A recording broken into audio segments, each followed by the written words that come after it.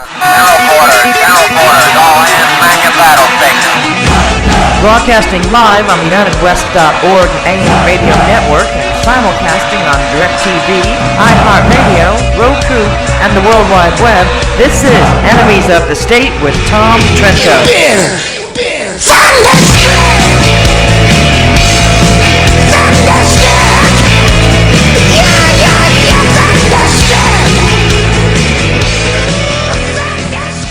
All right. Good afternoon, everybody. Happy Wednesday. It is March 11th, about 5 minutes after 4 o'clock in the p.m. on the East Coast. You are listening to Tom Trento and Enemies of the State. Only this is not Tom Trento. I am your co-host today, Damon Rosen, alongside J. Mark Campbell. Say hello. Hey, how you doing, Damon? How you doing? All right. You feeling got a lower third for you today. Hey, thanks, man. You feeling better today? I'm feeling better today. Very good. Well, the big kahuna is still out. Tom Trento is he's feeling better, but he's doing a little bit of undercover work, so to speak, today. So we're here in the ship for you today. We have a couple of exciting stories. These are great stories for you. And yesterday, the Southern Poverty Law Center came out with a new The Year in Hate and Extremism. A new report, an updated hate map. And guess who made that list once again? Tell us, who? Well, our little organization right here, the United West. Oh, what are you doing there, Damon? You're messing me up, bud. There it is. Hold on, let me get to it. I'll bring up the map, Well, there it is. There it is.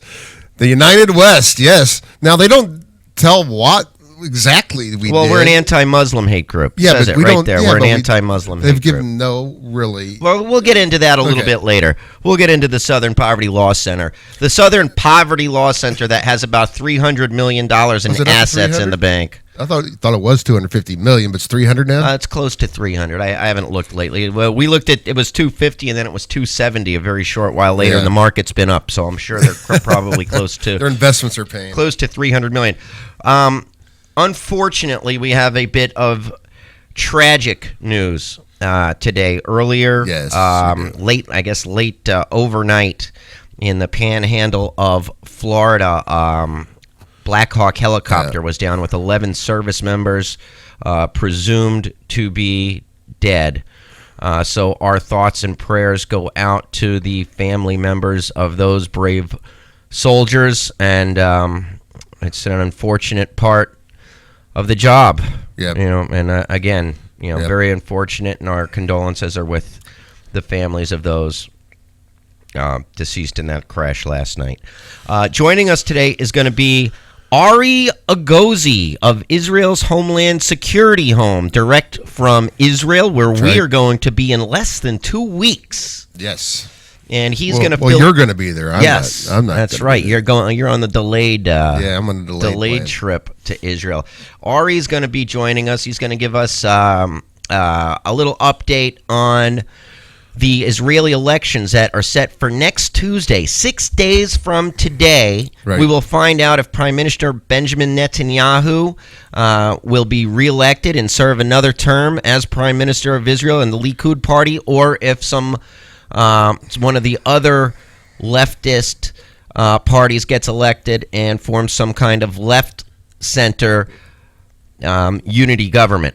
But Israeli politics are crazy. Ari Agozi will catch us up on that. But the Hopi Changey folks are making some headway over there. Yes, the V-15 people, which we've had on the show before, which is basically the Obama administration's 08 and 12 campaign people, literally an army of them, and a lot of U.S. left-wing money over there to influence Israeli elections. Of course, that on the heels of President Obama refusing to meet with Prime Minister Netanyahu when he was here because he didn't want to influence Israeli elections.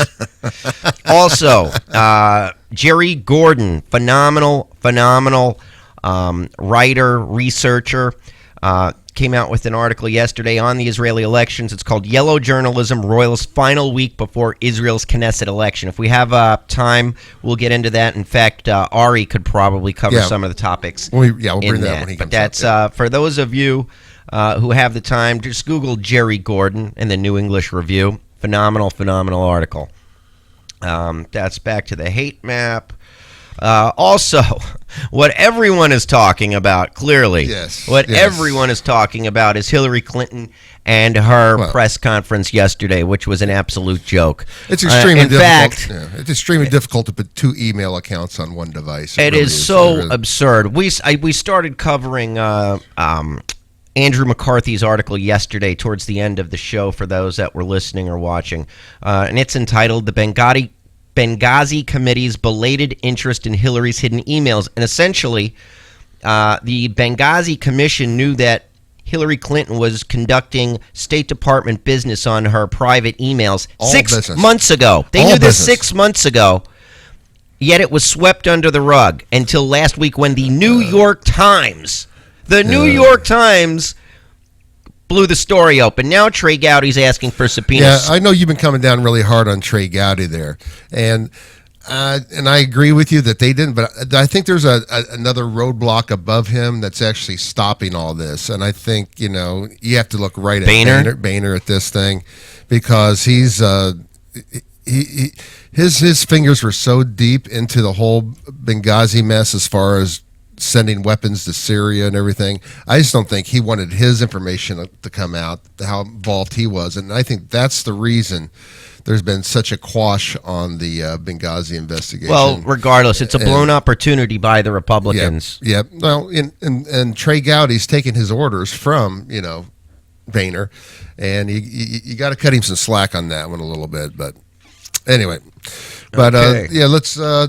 let's go into the little email thing, and let's go bring up right. Bring up just a couple of bits from her press conference, and we'll discuss them real quick because we got Aria Gozzi standing by in Israel in about a minute and a half. So let's bring up a little bit of this. Let's bring up the first little myth here. Okay, that she doesn't want she doesn't want to use multiple devices because she doesn't want to use multiple devices. Well, a little problem with that because she's already asked about that months ago, and here's her response to that. So I want to ask the big question. Okay. Hillary Clinton. iPhone or Android? iPhone. Okay, in full disclosure. BlackBerry. And a BlackBerry. So I have it gets better. An iPad, a mini iPad, an iPhone, and a BlackBerry. So she has. Play that again. Just play the end again. Just the end part again. Let me cue it back. Let me rack it back here. Hold on. Let me say. Here we go. And let's try this. A mini iPad, an iPhone, and a BlackBerry. Was that 4 devices? 4 devices. Was that 4 devices? Right. Even though, Mark, how many emails can you fit on one device? You're a tech just guy. Just one. Everybody knows you can only put one email account on one device, and that's it, because nobody has ever figured out in all technology how to put multiple email accounts on one device. Oh. You're joking because you're a tech guy. Now tell people the truth, please.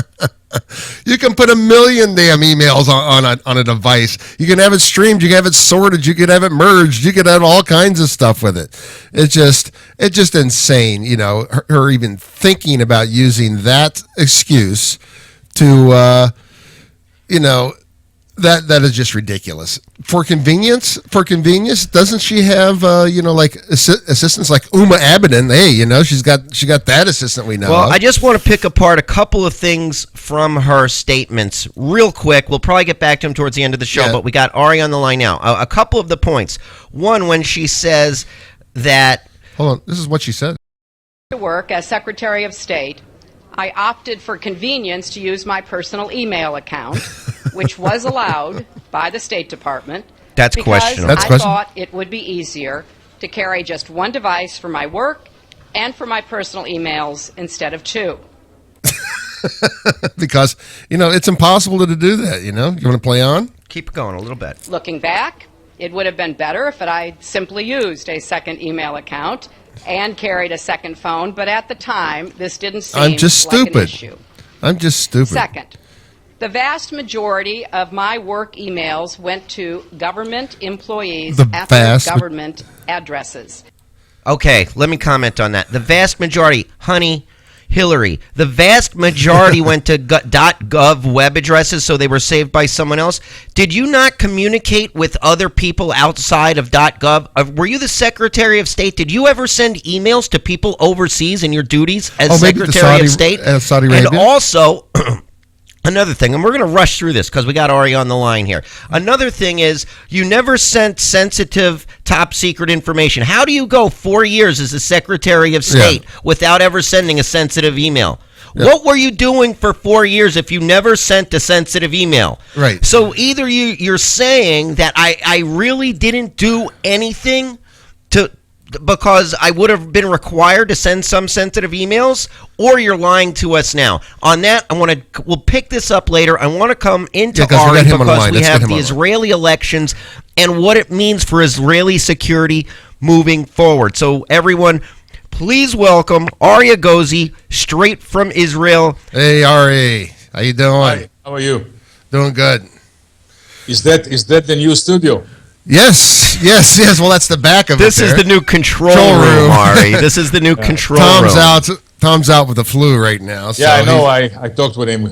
Good luck with the new studio. Yep. Yes, the elections in Israel are next Tuesday. And as you know, as in every democracy, there's a big war between all the parties, accusation flying from side to side. But next Tuesday, the voters will say their words, and I hope that we'll have a coalition and a government soon enough, because Israel faces some major problems that cannot be postponed. Well, just to give you an example, only 3 days ago, the Iranians unveiled a long-range cruise missiles that they have developed. It's based on a Russian cruise missile, the Kh-55, that they got from the Ukraine in 2001. This missile has a range of 2,500 kilometers. If you combine that capability with the other missiles, with the efforts to get nuclear capability, this is only one thing that Israel will have to deal with. That's why we need a strong coalition, a strong government, as soon as possible after next Tuesday. Yes. Yeah. Let me ask you, what is ruling this election right now? Is it the domestic policies within Israel, or is it the foreign policies in defense? What is the average Israeli voter more interested in right now? I can say very clearly that the domestic problems are on the headlines now. The housing for young couples, the cost of living, and things like that. I think that Israelis think, for good reasons, that security will be dealt with, but the everyday problems, the new government will have to deal with it very fast, because cost of living is crazy, and young couples cannot buy a house. They have to work something like 25 years to get an apartment of themselves, and this is one of the major issues now in the election, in the campaigns, and especially in recent days. All the parties brought these issues up. They promised, of course, the sky to the voters, but these are very heavy problems that they will have to deal with immediately after the new government is being formed. Now, let me ask you about, you mentioned Israeli housing costs being an issue. From what I understand, a lot of younger couples are opting to move into quote, settlements in Judea and Samaria because it's a lot more reasonably priced. Yes, that's true. And that creates a security concern and also an issue for dealing with the Palestinians moving forward, does it not?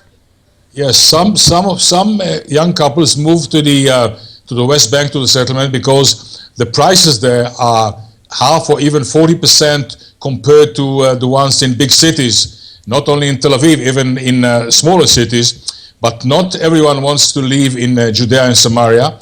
Of course, there is some security problems, especially if you have kids driving at night, throwing stones at you. So it's a partial solution for the problem.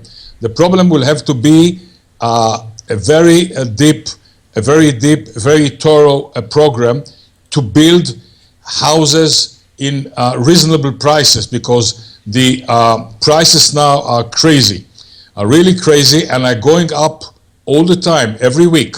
So this is one major problem that the new government will have to deal with very, very fast. Now, on these houses, is it because the economy's booming, or is it just a land shortage, or just a shortage of equipment and everything? What is the what is the reason that these prices are going up so dramatically? First of all, most of the lands in Israel are held by the government, and the government are selling them by tenders, and they look for the highest price. So they get the highest price, but that brings the final price of the apartment very high. So now you have to pay so much for any apartment. Yair Lapid, one of the contenders, he was the last Minister of Finance, wanted to allow young couples to buy houses without VAT, and value-added tax. Value-added tax. That plan was torpedoed by other parties. And something will have to be done by the government. They hold some 95% of the lands in Israel. Another problem is a shortage of builders. Israelis do not work in building, so they have to import more Chinese, more people from Eastern Europe, and there are limits on that. They will have to open the limitations in order to bring more workers for the construction business. I thought Jesus was a Jewish carpenter. The Jews don't want to work. They work in high tech, in universities. They want to be lawyers and doctors. Right. It's a problem. It's a big problem, and they will have to open the gates for more foreign workers. So it will be a combined effort by the government. First of all, the lands, then the workforce, and they will have to do some drastic things to lower the prices, because the prices now are really unbelievable. Wow. Well, go ahead, Mark. No, but the also the press coverage has been extremely fair to Bibi and has been really kind of balanced in its coverage, has it not? The press, there's a big fight between the two major Israeli papers. One is owned by Sheldon Adelson, who is a good friend with Bibi Netanyahu, right. And of course it expresses most of Bibi's view. The other one is Yediot Ahronot, which suffers from this paper because it is being distributed free of charge. So there's a big war now between the two major dailies in Israel, and that of course added fuel to the fire. And but everything will end, I think, next Tuesday, after we know the results of the elections. I think that Bibi Netanyahu with the Likud is now not so sure that they will get the votes that they hope to get. Right. The last poll from last night talked about 21 seats in the Knesset, compared with 25 before that. So it went down a little bit. Bougie Herzog is on an up movement with more votes than predicted before. But I think that the polls are not showing the real results, because many people do not want to share their views on the telephone when someone calls them at night and asks who they're going to vote for. Right. I think that next Tuesday we'll know something around midnight. We'll know the real results of the elections. Now, my other question, is not just surrounding the journalism and everything, but what do you get this sense of as far as on the ground that people are actually paying primary attention to? Is the V17 organization V15? I'm sorry, V15. V15. Yeah, is that having any impact. And for our listeners, the V15 organization is the one that's sponsored by Obama administration. No, I think that these things are now very marginal. They used to make headlines some 2 or 3 weeks ago. Now it has been put aside. People are not dealing with that. Not even the press is dealing with that anymore. V15, all the groups, all the money that has been channeled from different countries in the support of different parties. We are approaching the moment of truth on Tuesday, and now all the candidates are running from market to market, from city to city, to talk with people and to try to convince them that they are the best choice. At the same time, only today the IDF has announced that in a future war with Gaza, with the Palestinians, with Hamas, the 15 seconds alert for the people who live on the Gaza border will no more exist, not even 15 seconds, really? Because of the new short-range, very deadly rockets that the Hamas is developing now. So until in protective edge, they had 15 seconds, which is also very, it's limited, nothing to run for shelter. In a next confrontation, they will not even have 15 seconds. So as to translate that, they will have to live in the shelters all day long. It's crazy. Right. So this is another reason why the new government will have to go to work immediately after it's been formed, because the dangers and the problems are so complicated that only a very strong government will be able to deal with. I have a question for you as far as back to the politics, but including the security. It appears that some of the Arabs, the Arab groups, are joining with the hard left over there. As you know, I saw one of the Zionist groups, and you have what you would think people working with their enemy against the state of Israel, practically Jewish people working with Arabs against the security of Israel. Is that crazy of me to say, or does that seem like it's somewhat happening? No, it is crazy. Until now, we had something like 5 or 6 Arab parties, because our foreign minister demanded and managed to change the law that the minimum vote will be above 4 seats in the Knesset. They joined forces, and now instead of 5 or 6 Arab parties, they have one unified party. Oh, really? And all the polls show that they will get something between 13 and 15 seats in the Knesset. Unbelievable. And they became the 3rd largest party in the Knesset. And this changes the whole thing. And this is crazy, because such a big party, of course, they will not be a part of the coalition, but they might, as happened in the past, support the coalition from the outside. Depends who is the prime minister. I think that if Bibi Netanyahu is the prime minister, they will not support the government from outside. But if Bougie Herzog is the prime minister, I think that they will support the government from outside without being part of the coalition. But now we have a big Israeli Arab party, and this changes the map, the political map in Israel, big time. You know what's amazing is we're talking about Arab Muslims influencing an Israeli election and actually having a say in the composition of this new coalition or unity government that gets formed. Could you imagine a group of Jews having influence on and if there actually were elections in any Arab Middle Eastern state? No. But that Israel is a democracy for bad and good. For bad and good, they have Israeli blue ID cards. They are Israelis. They get all the services from the country.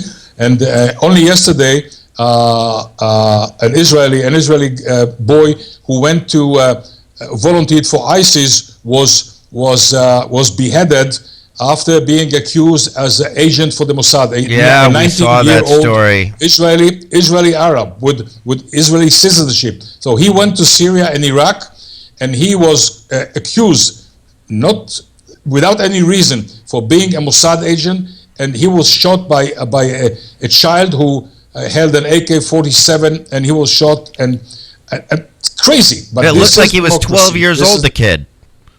Sorry? I said it looked like the kid doing the execution was about 12 years old. Something like that. They do it on purpose. They take it on video, they spread it by YouTube, and they show that even, yes, it's crazy. These things with ISIS is really unbelievable, even compared with atrocities that have been done by the Nazis or by any other. It breaks any limit that we knew so far. Yep. It's a completely different mindset. Absolutely. And to think that your neighbors, and to have such a diametrically opposed view of life and death, for one society to worship death to the point that it does, and the other one to value life as much as they do, and yet the world seems to be asking of Israel to concede more to the culture of death. Yes, they go to the culture of death, and they behead people, they behead their people, they throw homosexuals from rooftops, and they do things that really we cannot understand them. But I'm not a psychologist, but I think a group of psychologists will have to sit for a year to try and understand what's behind these atrocities. Another thing that I wanted to mention, the Palestinian Authority last week threatened to stop the security cooperation with Israel because Israel doesn't transfer the money that they owe to the Palestinians. This, of course, didn't happen, because if this happens, Abu Mazen dead will absolutely. So Israel is taking a major part in defending Abu Mazen. So it's easy to say we're going to stop all security cooperation, but in fact, it didn't happen. It will not happen. So there's talk and there's reality, and reality is very, very complicated, because with the Hamas in Gaza wanting to take over the West Bank, Abu Mazen knows that without the support behind the scenes of Israel, he will be gone in a day or two. It's like a 6-year-old threatening to run away. Yeah, absolutely. Yeah, it's like, what are they going to do? Okay, go hit the streets. Good luck. You can't do it. Hey, there's a story I covered on the show yesterday, and it had to do with Jordan's King Abdullah making a pretty outrageous statement in regards to blaming Israel and its policies with the Palestinians for ISIS. That's why ISIS exists. Did you see that story? Yes, I saw that from time to time the King of Jordan has to say such word, because he has big opposition, big Palestinian opposition in his country, and he can be thrown off his palace in minutes. Again, Israel is helping him to keep his place in the palace behind the scenes, with intelligence and with other things that cannot be discovered. So from time to time he has to release a statement blaming Israel for something, because that puts him in a better position in front of the Palestinians that live in Jordan, because he can be thrown off the palace, and even worse, if he doesn't show that he's against Israel every now and then. He could end up like Gaddafi with a bayonet up his tush. Hey, yeah, I just want to. I don't think I need a bunch of psychologists to understand what's actually at the root cause of the whole, hatred against Israel. It comes right to how they're brought up from childhood. They brought up from childhood to hate Jews, kill Jews, remove Jews from the face of the earth, and that explains what Ari just said. Hey, every now and then you got to throw out some good anti-Semitism just to keep the populace happy. That's Yes, but they kill Arabs too. They're brothers. Yeah, but I'm just saying. But the root cause of their anti-Semitism is just they're born, bred, and trained from birth to hate Jews, and that's all there is to it. And that's the reason that the guy got his head chopped off, who claimed to be a Mossad spy from that little kid, because a little kid came out and chopped the guy's head off for being an Israeli citizen, because, hey, he's Jewish. Even though he's Muslim, he's from the land of the Jews, so I got to chop his head off. Absolutely. If he's from the land of the Jews, it makes him a Mossad agent automatically. Right. And this is crazy. But again, to sum this thing up, the coalition against ISIS, I said it in previous shows, the coalition against ISIS is a bad joke.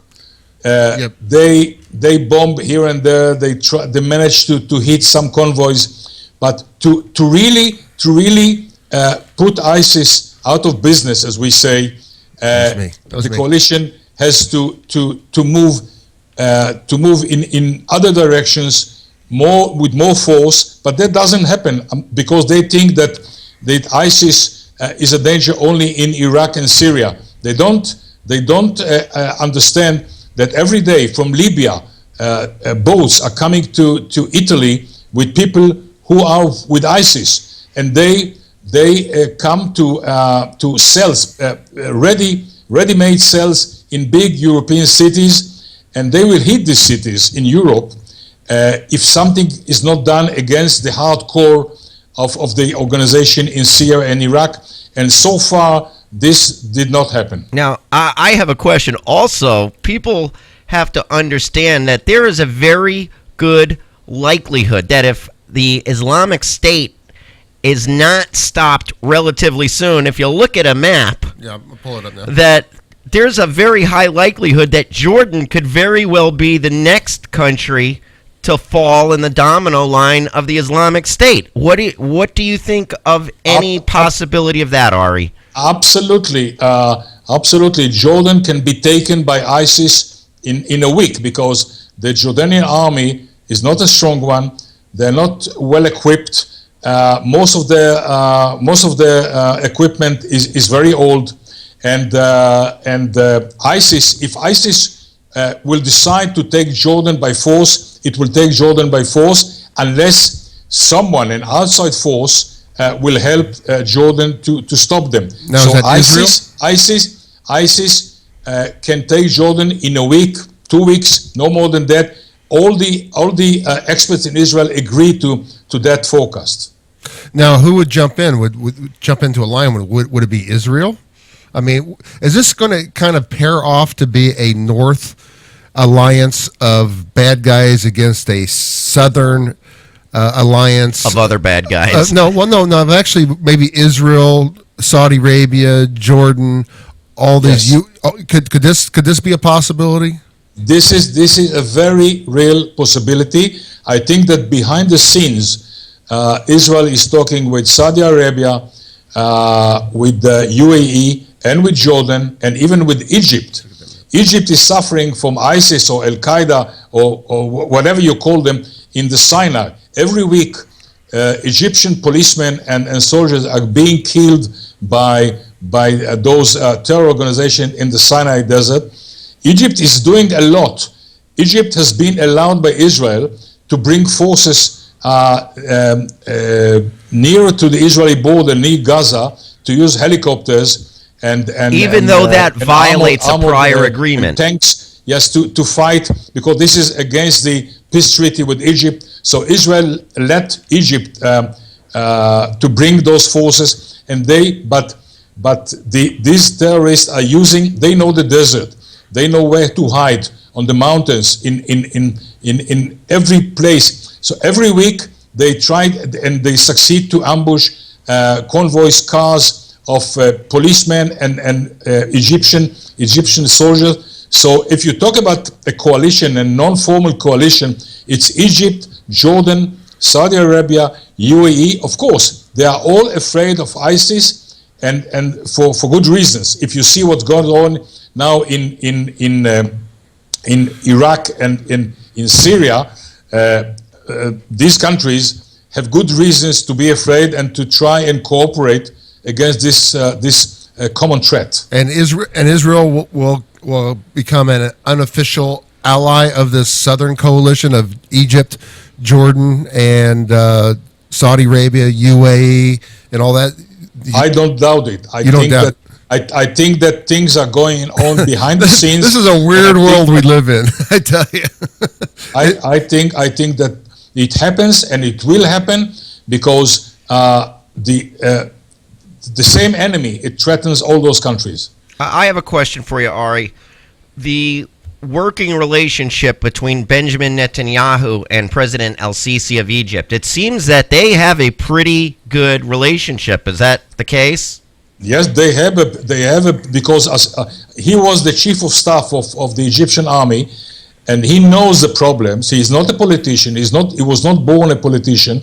Of course, that from time to time he has also to release some remarks about Israel, but behind the scenes, he well understands that the same enemy threatens Egypt and Israel. Oh, what, Obama? I know that. Are you talking about Obama?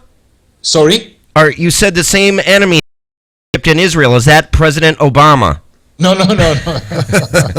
I didn't mean that. I mean ISIS and Al-Qaeda and all those organizations, whatever you call them, and there are very good contacts on the professional military level, everyday contacts between the Egyptian and Israeli army, and the proof is, as I just said, that Israel let Egypt to operate near the Israeli border, which is against the peace treaty, but the special situation demanded it, and we could see combat helicopters, combat aircraft, tanks, and armored personnel carriers near the border, operating against these terrorists. Now, that's a treaty from 1973. Is that correct?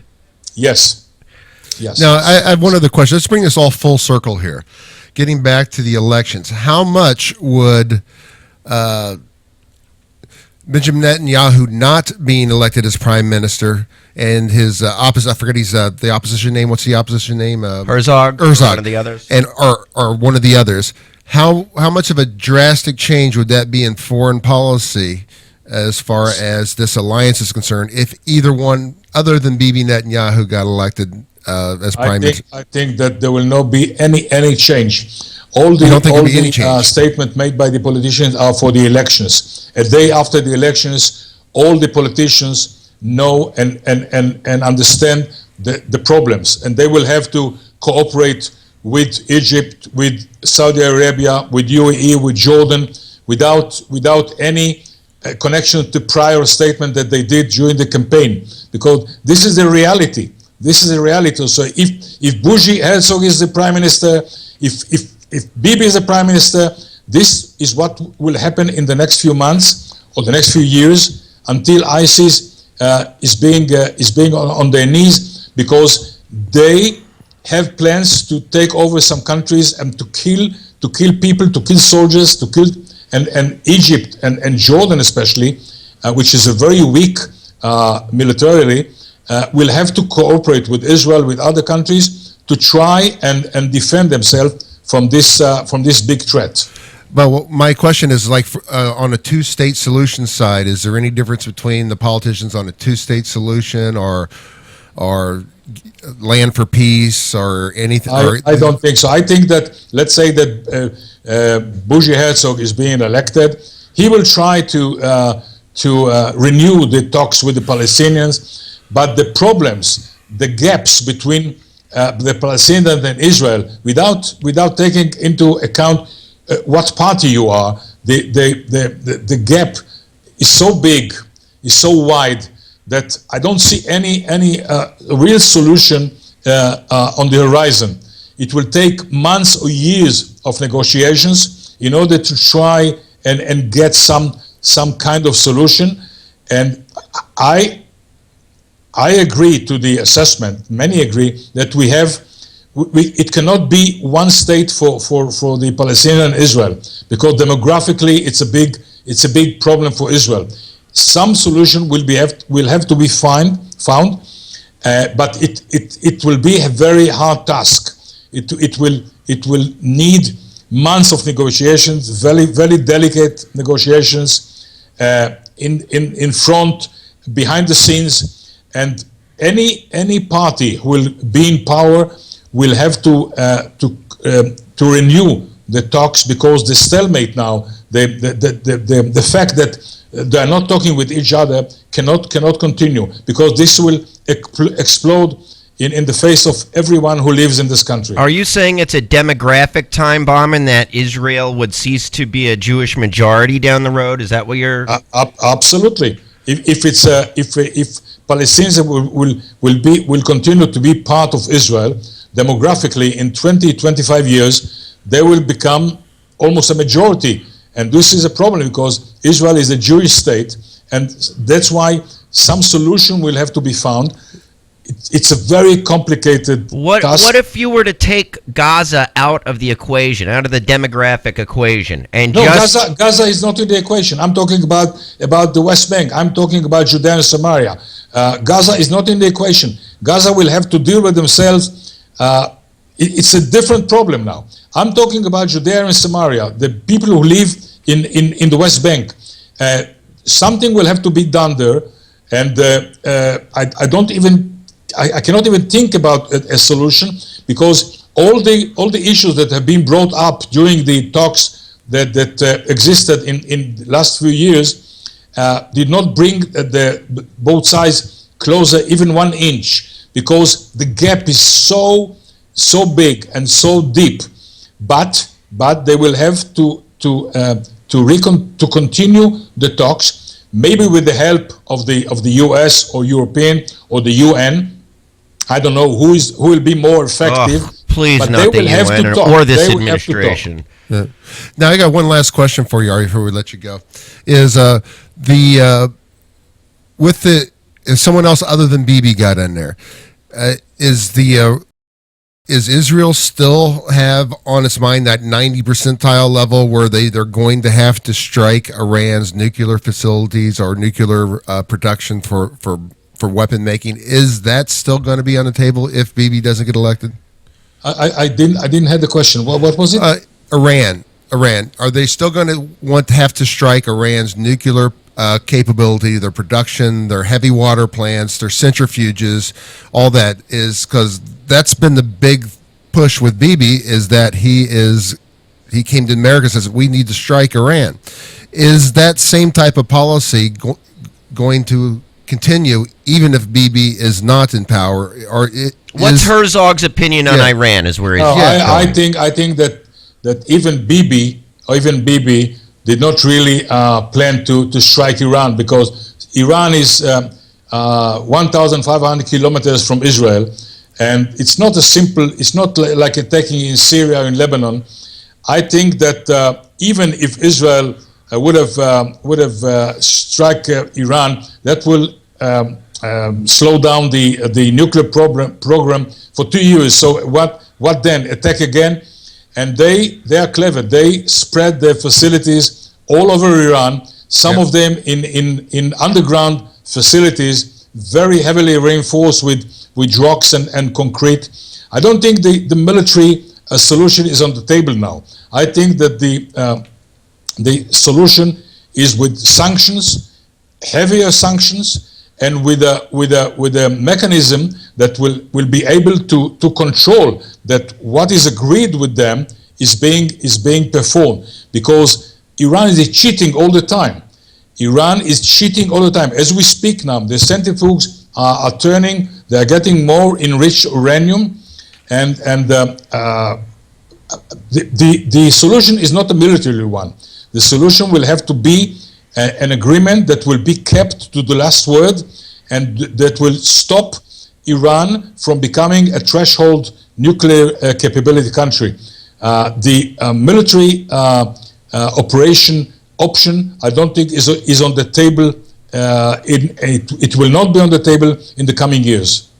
Wow, that's that's because that wasn't the vibe that we got from Bibi Netanyahu coming over here. He gave the impression that we're gonna take care of this problem with you or without you. Yes, I saw that.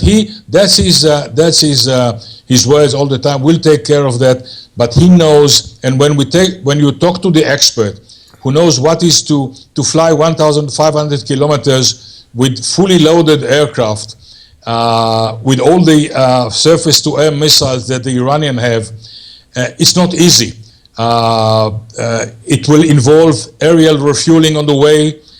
It's a very complicated thing, and it will only postpone the program for a year or two. So why bother? Well, so delays it a year or two. and then the Iranians will launch missiles, Shihab 3 and Sajir to Israel. So Israel will be under the attack. So it's a lose-lose situation, and so I don't think the military option is really on the table. It's nice to stand in Congress and talk about it, but I don't think that anyone in Israel that is really making the decisions thinks now that this option will be used.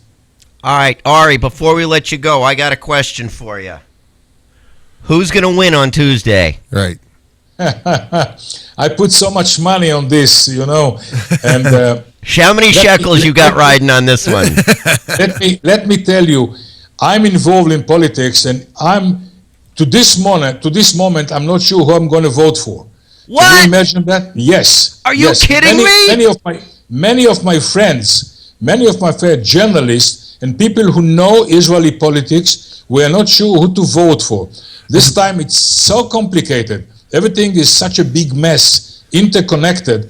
I will have to make a decision next Monday. No way. No way. I can't believe that. I never would have seen. Well, we don't know the other Who candidate. do you think is going to win?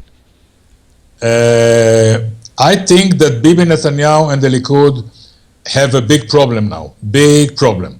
And it's the first time that we saw yesterday and today some hysteria in the Likud, because the poll from last night opened the gap between Bougie Herzog and Netanyahu for the first time. Some 3 on 4 mandates, 4 seats in the Knesset, and that makes everybody very, very nervous, of course. And I think that 20 or 25% of the Israelis have not made up their minds who to vote for, and that shows how big is the confusion among the Israelis.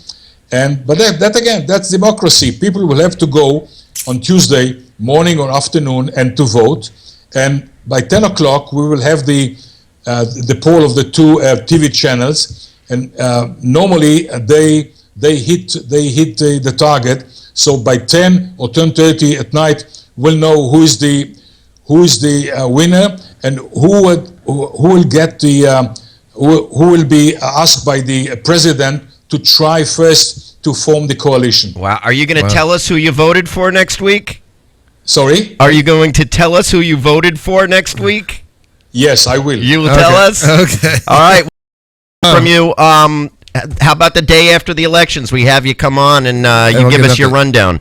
Yes, of course, I'll be here. Thank you very much. Everyone has to go to i-hls.com, Israel's Homeland Security Home. That's Israel's Homeland Security Home.com. That is for all things military complex intelligence related having to do with Israel. Ari, you are the executive editor or chief editor, yes, right? I am. I'm the chief editor, yes. All right. All right, bud. Thanks for coming on. Thanks very much, folks. Okay, we'll talk to you next week. Good luck with the elections. Bye. Thank you. Bye-bye. Bye. I didn't see that one coming.